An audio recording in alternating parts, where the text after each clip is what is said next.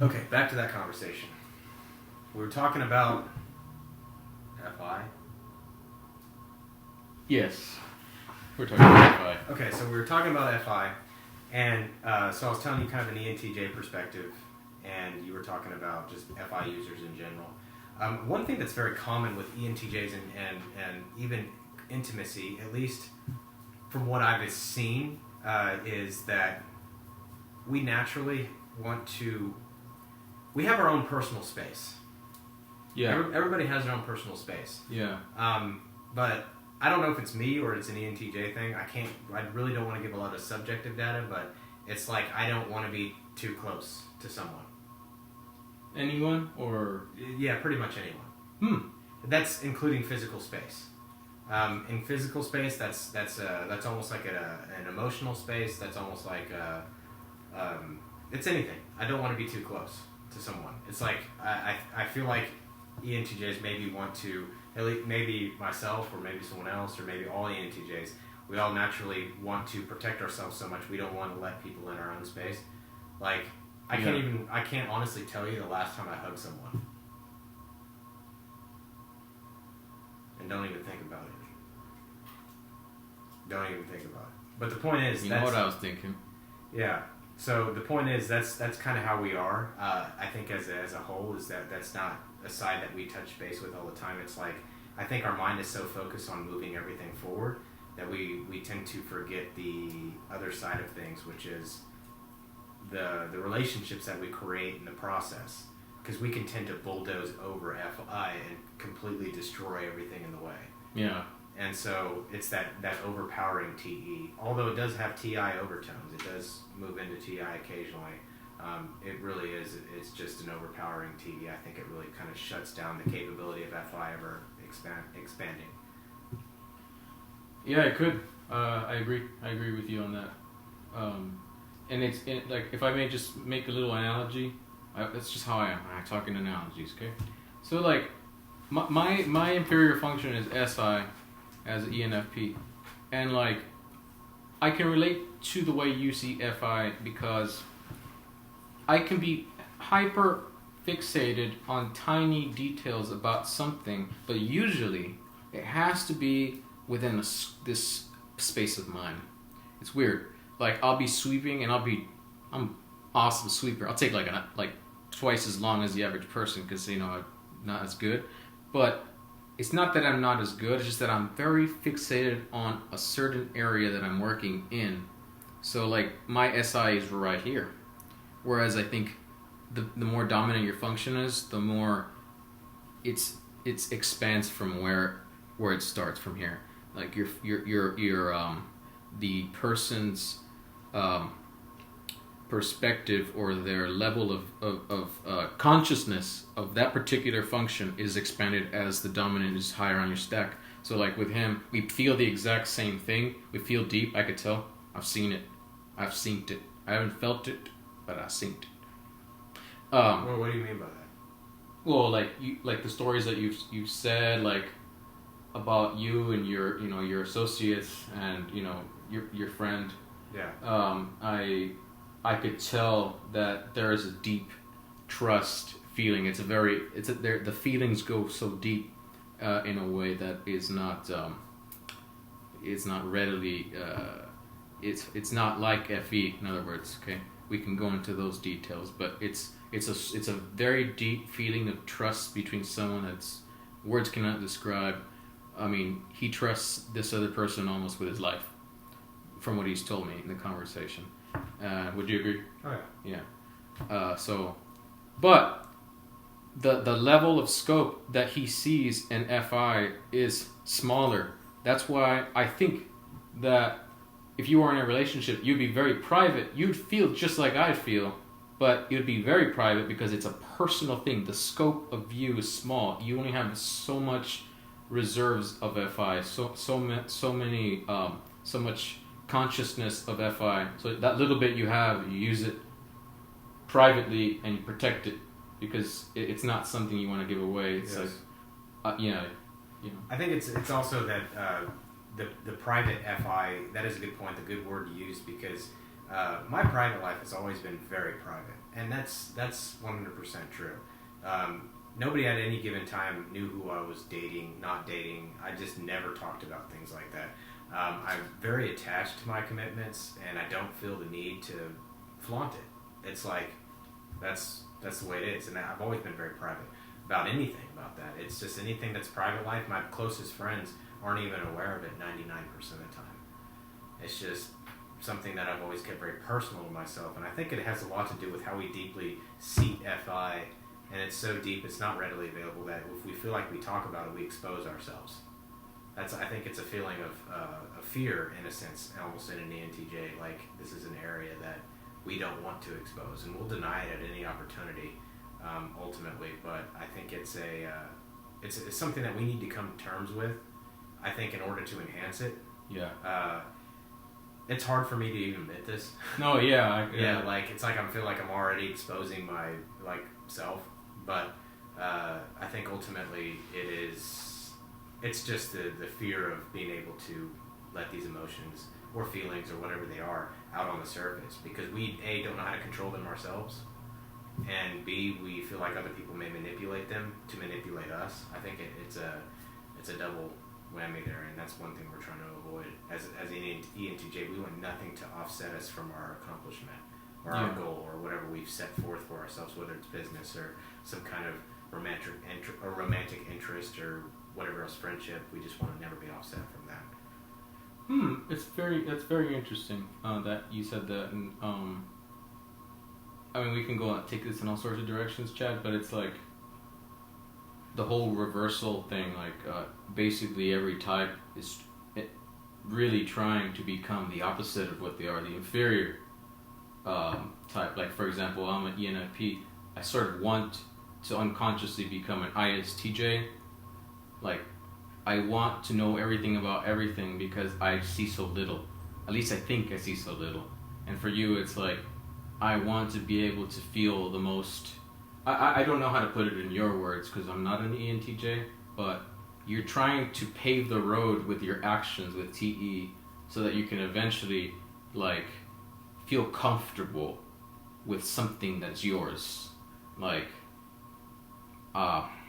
yeah, I mean, like, you fixated on, like, getting yourself into a higher place where you're noticeable, where you're worthy, because you feel that you really are worthy, but you see everyone else in the world and you're just like, how do I stand out from all these different people that really have on the surface the same qualifications as me, or something like that. Well, I said this in my FI-FE video. I said all you want to do, all TE dominant users want to do is order the environment in which it's logically consistent so they can express themselves to the fullest and truest extent. So there has to be logical consistency in the environment, at least what we perceive as logical. It has to have a harmony with FI, where the FI goes, okay, boom, that's logical. We makes us feel good about that logic. Yeah. And once that's the case, and we feel like there's a universal consistency in the environment, as in, okay, it's controlled and structured, and we've achieved control in this particular environment, now we can truly express ourselves. Exactly. Our business is an expression of who we are. And that's why the ENTJs pursue business, because it's the easiest way for us to gain control. And it's actually pretty much the only way we can gain control over resources, whether it's financial, human resources, even assets. We can actually move and control things right under us that have manifested in the real world. It's not like you can go up to very many people and say, let me control you. Yeah. But you can control business, and you can control elements of business. And that's just common emotional intelligence. I mean, you're not going to walk up to somebody and say, hey, let me control you. But you do want to have this ability to be able to manipulate your environment so you can exercise that kind of control in order to establish a plane where you can truly feel like whatever you express into that logically consistent field is a true expression of who you are. Yes. And for me, it is ordering that environment to where I can fully express my deep sentiments about things. I have very deep sentiments about things. I've often thought that, you know, my emotions run so deep I don't understand them. And it's complicated because I don't. It's like I know they're there and I can feel them, but they're so deep. Like sometimes you can just, something will stimulate it, and I won't know why I feel a certain way. I just feel it. it's like, what made me feel that way? I don't know. I just feel something's wrong, or I feel something's off, and then it's like deeply seated, and I have to spend a lot of time recessing back into FI to figure out what it is, and then I use TE to fix it once I figure out and identify what it is. Yeah. And I say I use TE to fix it, but in reality I use TE to overpower FI, and then I totally ignore it. Is what really happens, and those they typically will build up over time into where the point is that the TE topples the FI, and then you just totally suppress it, and these problems build up consistently to a point where you almost have a meltdown. It can happen especially for ENTJs. Michael Pierce said, ENTJs may reach a point of where they have a midlife crisis because they lose touch with what is important. And I think this is part of that process. Yeah. It's like we buried so much of these deep sentiments and so much unresolved emotional conflicts that ENTJs get really detached from a lot of things. And I find the simplest gestures very difficult. It's like I feel like almost they're socially imposed, and I want to remove those gestures. What do you mean the social gestures? An example: sending someone a birthday card. Oh, okay. It's very hard for me to do that. Yeah, me too. It's weird. It's very, very hard for me to do that. I find it irritating, and it doesn't feel like authentic. It doesn't feel authentic. I don't feel like making this card for you. I love you. I don't feel like making the card. And then naturally, as we are intuitives, both of us, we're thinking what that person is thinking when they receive the card. Like that, yeah. Did I receive this card because this person felt obligated to send me this card? Yeah, exactly. Because what if I just sent a random card that wasn't on a birthday? See, that would have a little more sentiment. But if it's a birthday, it's like I sent it because I'm obligated. Yeah. And it's like that's. I guess that's more FE then. Yeah, and it's like I just feel like that is not an expression of who I am. And it's like I'm not sending this card because I feel obligated. I'm sending it because it's important to me to send it. This is really good, yes. Yeah, so that's naturally my thought process, and that's why I said gestures. Some of these commonly social gestures are often they're often challenged in my own brain because I just find them very difficult. That what they see, that's the nice thing to do, and I'm thinking, is it really the nice thing to do? No, that's a very good point, man. Like, yeah. Sorry your family butt in. Go ahead. I've been doing this all day to him. He's probably like sick of it. Actually, he's okay, but like I agree with you completely with the whole writing person like a birthday card. I'm like, personally, if someone sent me one, I'll be nice. It's nice, but I'm not going to think any differently of you because you wrote it or you didn't write it. Like, just like that, I treat people the way I expect to be treated. Like, I think that's the whole FI thing, but I agree with him in that sense because we put ourselves in the shoes of the other person. It's like, is this person really going to read it and enjoy it? If it's a family member that means a lot to us, maybe we'll take the effort, but even then, for me at least, I don't know if you agree, Chad, it really, it's not like something that feels necessary, or like just all these different, like, I guess, social customs that we are we actually just perform. We don't really think twice about it. They're just the polite thing to do, the right thing to do. Why is it the right thing to do? Because everybody does it. That's why it's the right thing to do. Because if you don't do it, then you are somehow not being polite because you are the outlier. That's the misconception I think that FI has. Sorry, we're taking it on another tangent, but that's fine. Yeah, but I think that there's a lot of people out there that don't fully understand FI because there are people out there that misrepresent what FI supposed to be like in its healthy form, I will state this: FI in its default form appears selfish when it's undeveloped. Yeah, I agree. It appears very selfish, and it like I said, FE appears in its very underdeveloped form, appears very superficial. Yeah. So both of these functions need to be developed. It's not like you can't not develop these functions. You can't ignore that these functions exist. You can't ignore that you have to develop these functions. I will say this about FI too, is that another thing I think of is when FI, all we're doing is we're building an internal framework of emotional experiences, in a sense, of how we felt during situations. So naturally, when I feel like I'm writing a card to someone for their birthday, the thought process is, would I want a card? Would I want a card?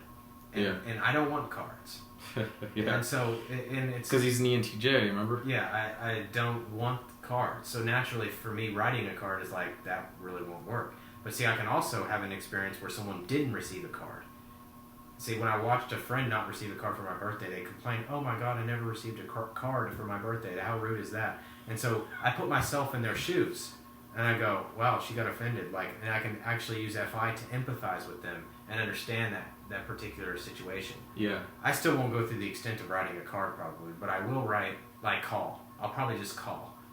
I've never been a fan of texting. I feel like it's impersonal, but I do feel that being able to voice someone and talk to them about that is more authentic than I'm required to send you a card type of personality.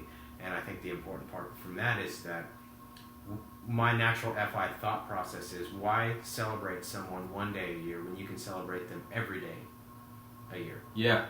That's my natural FI thinking. Is like, I don't want to spend time celebrating somebody one day and treat them like crap for the other 364. Okay, 363 because of Christmas too. Mm-hmm. You know, if I can treat someone effectively and respectfully every single day, then they're not going to really need to expect a card from me. No, that makes perfect sense. And it's like, I mean, it's obvious, but FI and FE they see their shadow aspects. We see superficiality in an FE people sometimes, and they see us as selfish. But really, when it comes down to it, Chad, I think that we are learning to be more socially accepting of what it already is, but we are more of a realist. Because I've often seen friends of mine that use FE, they overextend themselves emotionally by committing too many things because they're trying to do the right thing. And then when people are not as grateful for their actions, some of these people might use FI. The FE will become very upset, you know. They won't appreciate that this person is not reciprocating almost the behavior, or at least being grateful for their actions. My mom is like this. She overextends herself. She's so kind. She tries to help everybody out. At the end of the day, she starts complaining that people are not like that. I'm like, that's why me as an FI user, I'm not going to be doing anything unless I absolutely feel I want to. It seems selfish, but really, FE users can learn something from this. And we can learn from them, and we are learning from them. But FE users can learn to just let it go sometimes. Just do whatever you feel like doing, because whatever you feel like doing is going to make you happy. Because there's no point in trying to make everybody else happy and then you yourself are not happy. There's no point. You know, so there's overbranching topics here, but it's very important that these kind of things go out, I think, at least for me. Well, what I've noticed on the internet especially is that there is a lot of misunderstanding of FI. Yeah. And even in my own research, I was unable to find a clear definition of what FI really is. Yeah. It's like, even FI users don't know how to explain FI. It's almost as if like somebody that wasn't an FI user wrote the definition. Like, right. This is what I see, and it's a lack of emotion. Right. And Michael Pierce is the closest thing we've had, but he's an FE user. Yeah. So naturally, he's writing about FI being an FE user, which is very doable as long as you understand it. Yeah. But sometimes I think having input from someone who actually uses FI can confirm what is true and what is not. Yeah. And it's not that we're all FI users are naturally rebellious. We just see ourselves, each person, as independent. And each person has their own, it's universally inconsistent, almost in a way. We're looking for a consistency in our own values, in our own, everything is subjective for us. It's not like there's one emotion for sadness. There's one emotion for happiness. There's one emotion. It's like there is each one is a varying degree, a varying emotion based on which we personally experience, and we have to come back and relate that to us. In a sense. Yeah, exactly. So. Yeah. So when we see other people, and you already touched